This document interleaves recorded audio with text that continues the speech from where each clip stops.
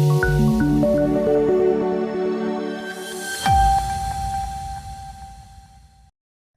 દર્શક મિત્રો, સમાચારની વાત કરવામાં આવે તો ભારતે સતત બીજી વખત અને એકંદરે પાંચમી વખત હોકી એશિયન ચેમ્પિયન્સ ટ્રોફી જીતી. ભારતે સતત બીજી વખત અને એકંદરે પાંચમી વખત હોકી એશિયન ચેમ્પિયનશિપ ટ્રોફી જીતી છે. મંગળવારે રમાયેલી ફાઇનલ મેચમાં ભારતે યજમાન ચીનને 1-0 હરાવ્યું હતું.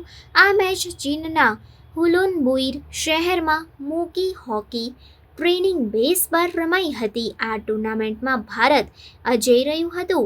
ભારત તરફથી મેચનો એકમાત્ર ગોલ જુગરાજ સિંહે કર્યો હતો.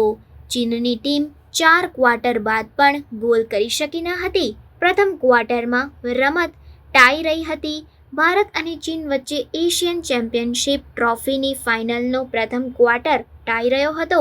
પ્રથમ ક્વાર્ટરમાં ભારતીય ખેલાડીઓએ ઘણી તકો ઊભી કરી હતી, પરંતુ ચીનના ડિફેન્ડર્સ અને ગોલકીપરે શાનદાર રમત રમી હતી અને તેણે ગોલમાં પરિવર્તિત થવા દીધી ન હતી. 8મી મિનિટે અભિષેક સિંહે ગોલ પર સીધો શોટ ફટકાર્યો હતો. અહીં ચીનના ગોલકીપરે શાનદાર બચાવ કર્યો હતો.